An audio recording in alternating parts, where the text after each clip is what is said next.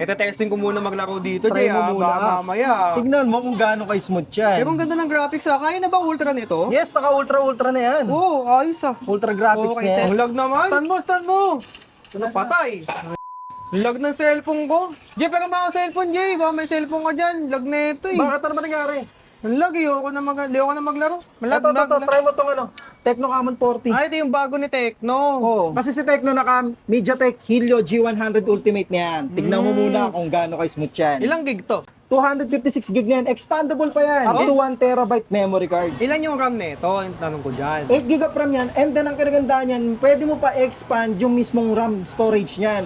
Up to 8 gig RAM din. So total of 16 gig of RAM yan. Solid! Yes. Ganda. So, tignan ko lang Curious ako sa itsura na ito eh.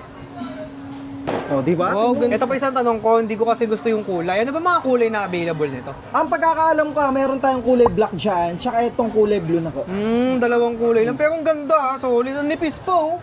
Di ba? Tagsi pa yan. Okay, try natin maglaro. Ite-testing ko muna maglaro dito, Try Jay, mo muna, baka Ax. mamaya.